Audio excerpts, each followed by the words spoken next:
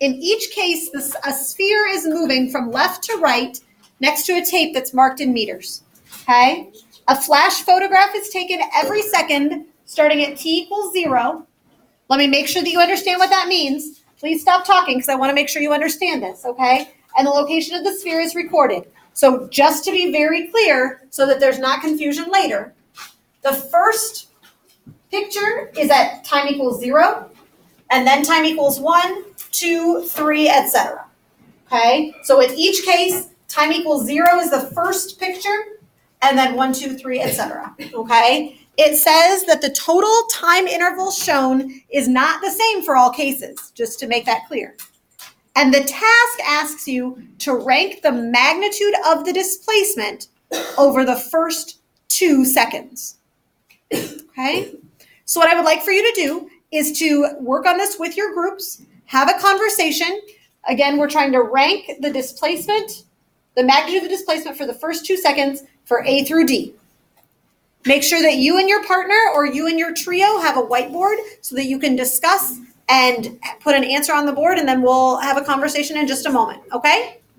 Make it happen, friends. Are those names for the safety guy? Yes. Let me say that real quick, actually. Hold on just a sec.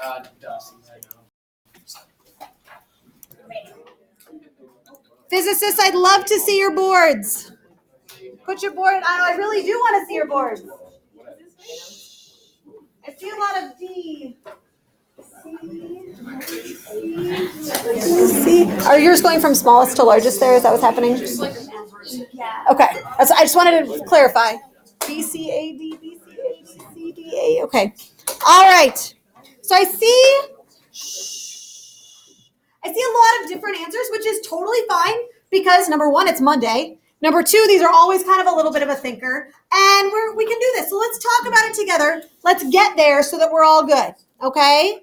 So a couple of things. I know that sometimes it's like, oh, we have a big class, whatever. You need to be focused with me right now, okay? Then you need to advocate for yourself, and you need to let me know if you need something. I would prefer if you're not writing a bunch of stuff on your whiteboard right now, but that your eyes are up here. Don't waste my markers and turn your brains on. So let's figure out, first of all, because I didn't tell you what this really is. It's frozen, so you can't see my pretty blue. There it is. Is that better? Yeah. It says magnitude of the displacement. Do we remember, because it's been a whole weekend, what displacement is?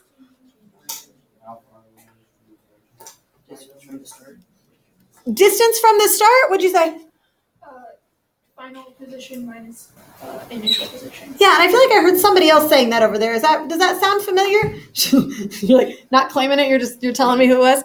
Displacement means change in position.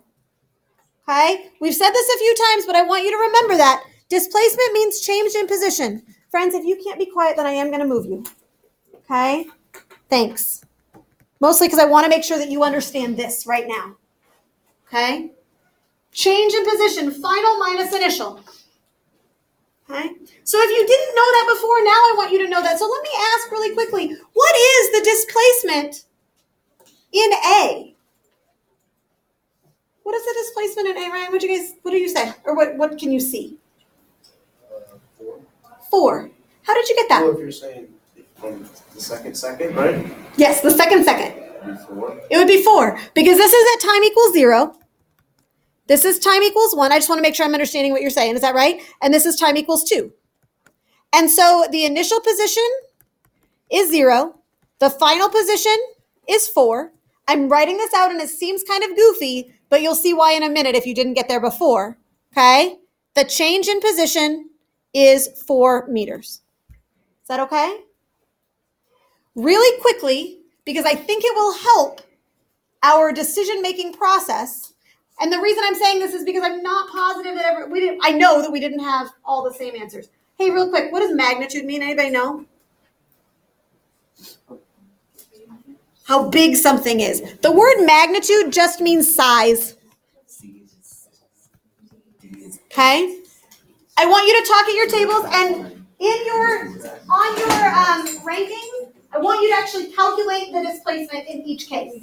I already did the first one for you. Do B, C, and D, and then rank them. So if you haven't done that yet, do it right now. Put them on your board. Go, go, go. That there should be lots of hands up when I ask for displacement because everybody did this. I just walked around and was like, yep, we got it. So I want to see new hands. Somebody I haven't talked to yet this week. I haven't talked to yet in the last little while here. Okay, so I need to know a displacement for example B. Turn that off, whatever that was. And I'm going to just pick on people because everybody's got it. Let's see. Bradley, what did you guys get for the displacement for B? 1. 1 what? 1 meter. How do we feel? Do we agree? Yeah. Fantastic. All right. Let's see. Weston, what did you guys get for C? 6 meters. How do we all feel about that? Wonderful. I love it. I love it. All right. And Miss Erica, what did you guys get for D? 8 meters.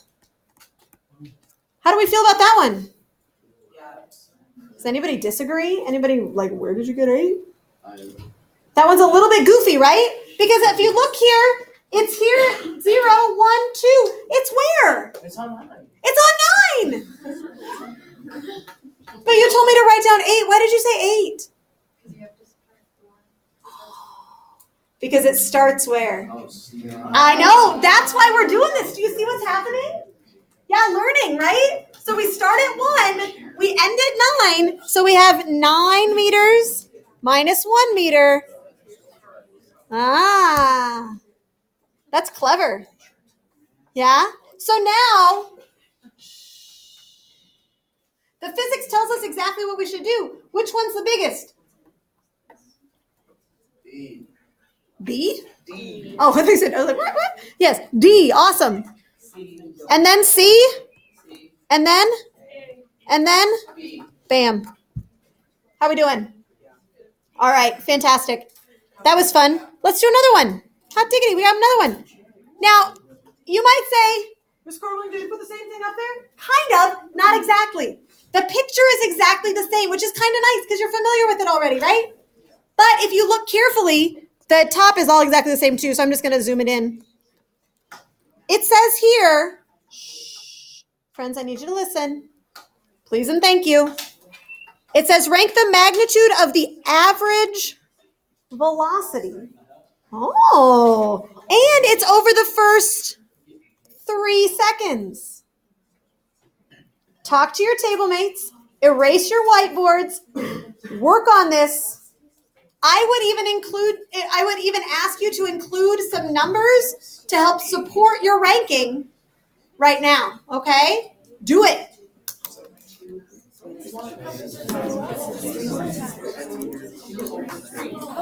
Let's do it.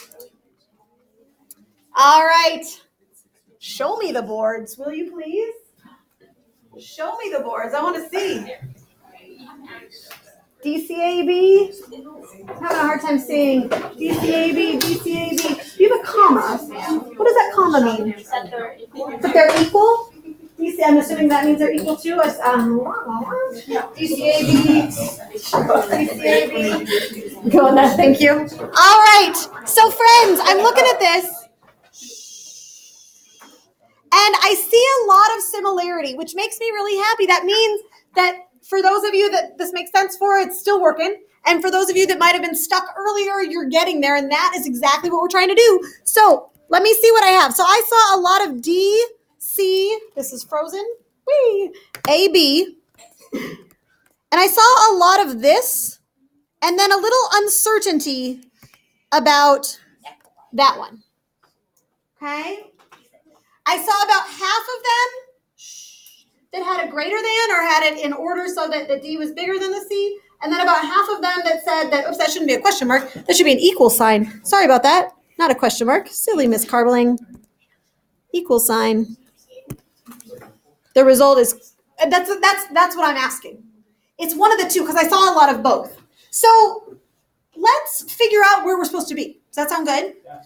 Okay, so if we're going to calculate average velocity, how do you do that? Gentlemen, I need you to stop doing whatever this is. It's super distracting, okay? Super distracting.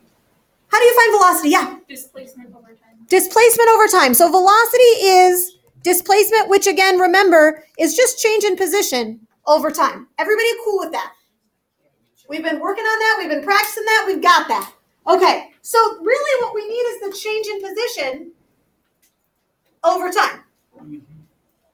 Last time we started from the top. Let's start from the bottom this time. What is the change in position over the 3 seconds for letter D? I want everybody to look at it real quick. Change in position. 9? It's 8. Luke, what are you saying? It's at 1. But it ends at 10. How are we doing? It's 9? Laugh, I guess. Okay, but hold on. I have a question. Miss Carveling is confused. Ooh, help me. So we start at 1. Everybody's cool with that, right? Because we got to do that on the last one. Yeah. So it's 0 here. Time equals 1. Time equals 2. Time equals 3. So I see that it's at 10. So isn't the displacement 10? No, why? Because you started at 1.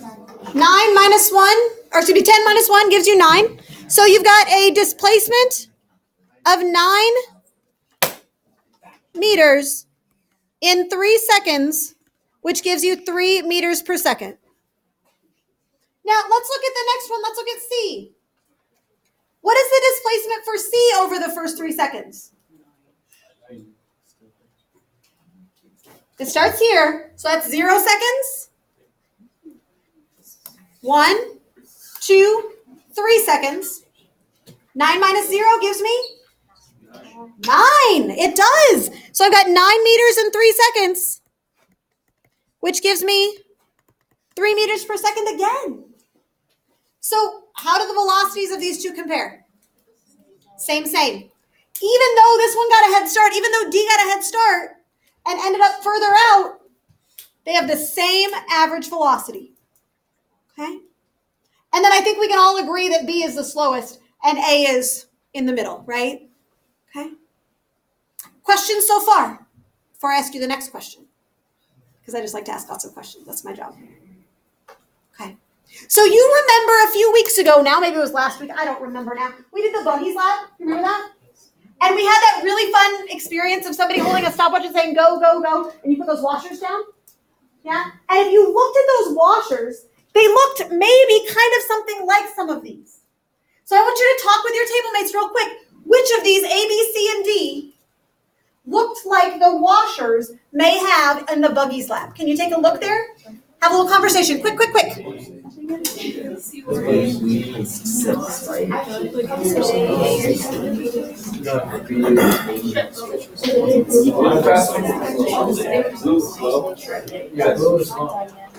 All right. Are you ready? Okay. Then I'm going to ask you first. You said A. Why did you say A? They're evenly placed. So what does that tell you about the speed in case A? Constant. Did you want to say that, Cole? Yes. I'm sorry. Can I ask you real quick? How fast is it going the whole time?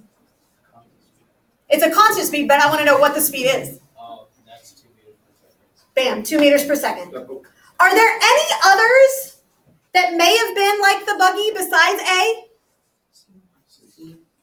C. How fast does it go in C?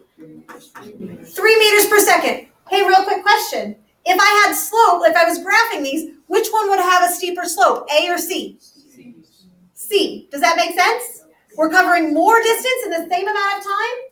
A higher velocity, a steeper slope on a displacement versus, or position versus time graph. Everybody good?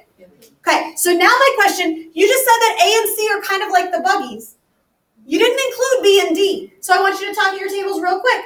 What happens in B? What's going on? And tell me about D as well.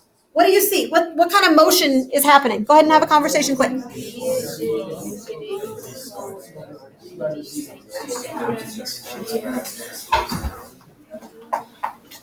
have answers? Don't turn your brains off. I want you to pay attention. What's going on? I'm going to call on you for one of them. So pay attention. You got this. All right. How are we doing? Kaylee, what'd you guys come up with? You can tell me about B or D. I don't care. You tell me which one. For B, we said it wouldn't be that way because it starts off slow and then it speeds up. How do you know that it starts off slow and then it speeds up? Because of the displacement, like it starts off closer together Uh-huh. and then it would jump farther distances in a quicker amount of time. Yeah. So in that first second, I want you to look carefully at this because this matters, friends. In B, the first second it only goes, I don't know, maybe a third of a meter. During the second it goes like 2/3 of a meter. In the third second, it goes a whole meter. In the fourth second, it goes 2 meters. And in the fifth second, it goes 4 meters. So that means that the speed is getting faster and faster, bigger and bigger. Okay? How about in D? Dawson, what's going on in D? It starts kind of slow, it goes a meter per second, then it goes 5 meters. It does. It goes 5 meters in 1 second, right? And then what about the next one? So it kind of slows down and then goes to 1. You're exactly right. It goes slow and fast. A little fast. Yeah. So the very beginning of what you were saying, it is kind of confusing because we want everything to start at 0, don't we?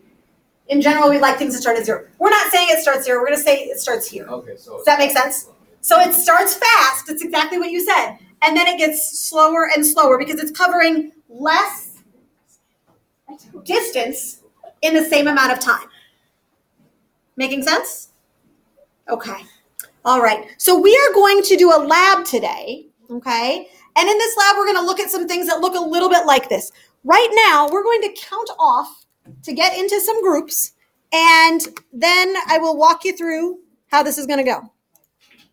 So you've got that lab in front of you. This is the next step beyond that buggy lab that we did, okay? So in just a moment, I'm going to do a little demo for you. We've got these nice little ramps here, okay? It's just a little track sitting on a physics book. So you're gonna make that happen in a minute.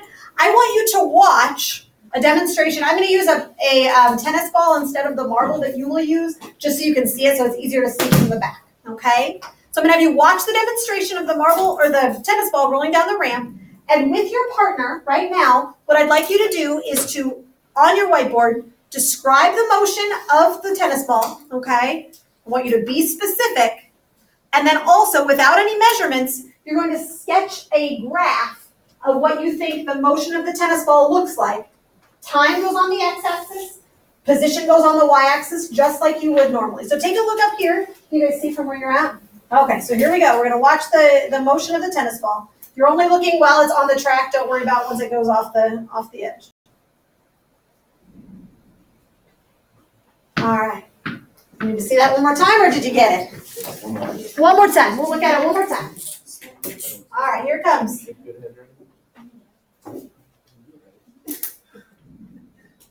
Woo! You get the idea. All right. So answer questions 1 and 2 on your whiteboard right now.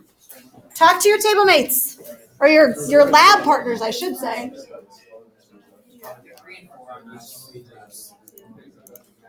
Because I want to make sure that you understand. So take a look up here at what the expectation is going to be for this lab. Okay, so you are going to set this up just like I have it set. You're going to put a textbook under one end of the ramp or one end of the track to make a ramp. You're going to borrow some of my masking tape. There are not enough rolls of masking tape, so you need to share. Okay, you're going to put masking tape along the edge, one end of the edge of the track, so you can mark the position. Okay, and when you start to take your data, make sure that you always release the marble from rest at the same point. Okay, hopefully get this to move down. Is it unhappy today? I don't know why it's doing this. Hold on just a second. Just going to make this go again. OneNote is crabby. You can just look on yours and I will talk you through what it says.